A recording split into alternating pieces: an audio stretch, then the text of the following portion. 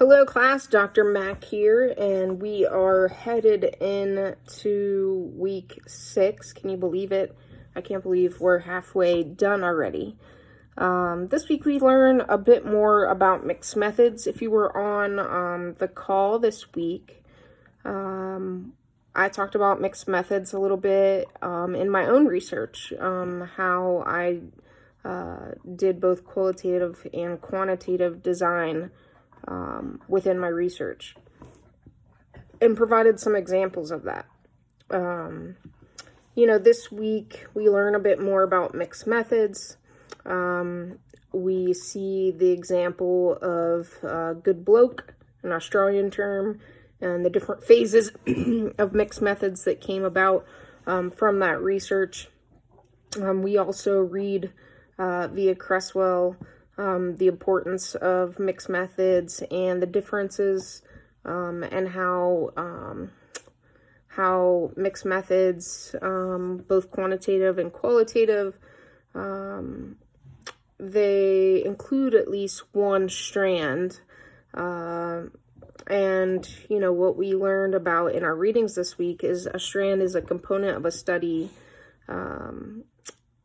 that poses a question, collects or analyzes data, processes results, and these strands are found within mixed method studies, both in a qualitative and quantitative framework.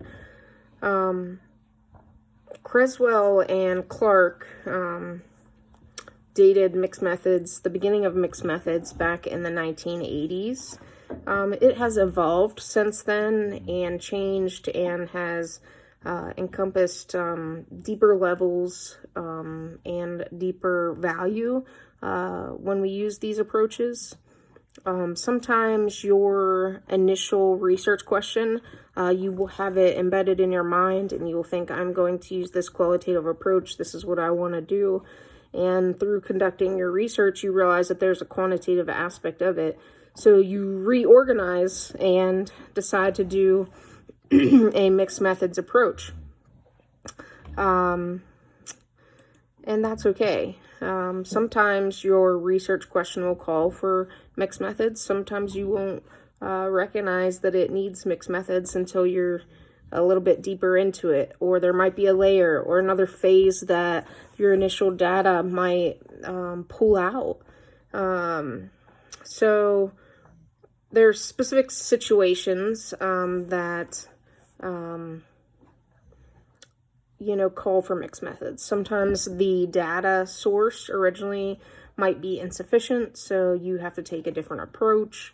There's a need to explain initial results with more depth. There's a need to there's a need to generalize the exploratory findings. There's a need to enhance a second phase or a second method. And there's a need to perhaps employ a different theoretical stance. Some of you may connect well with mixed method studies. You might like the narrative and the quantitative approach. As I explained my mixed methods process, we started off with qualitative in a focus group strand framework. From there, we realized there were different themes that occurred throughout the narrative. And so we started pulling those themes, and then we started tracking how many times those themes popped up throughout the questions, giving us a quantitative approach within as well, leading us to be a mixed method study. Those were just some examples that I wanted to share. Some of you might feel more comfortable just using a qualitative approach. Some of you might feel more comfortable using a quantitative approach. Don't hesitate to reach out if you have any questions about mixed methods frameworks. As you know, this week you don't have too many assignments because you are to be working on your research proposal, which is exciting. You have some reading to do from Creswell, and I also shared a link of a mixed methods kind of study I wrote on building social capital. So give it a look. Also, if you're interested in the study I did this past May, I sent it out to some of the students who were on the Zoom call. It also kind of incorporates mixed methods as well. I can share it with you through an email.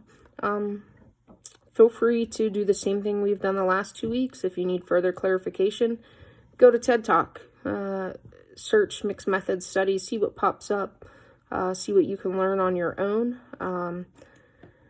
Next week we'll be solidifying your research topic, and so it will be imperative that you start to assemble your thoughts and organize them, because we're going to start shifting away from exploring research methods to putting them to work.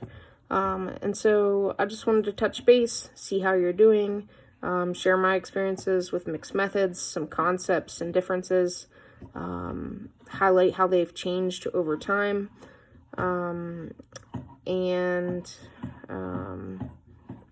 just share kind of an outline of what to expect this week and next week. So I hope you're doing well, and reach out if you need any support. I'm always here. Take care.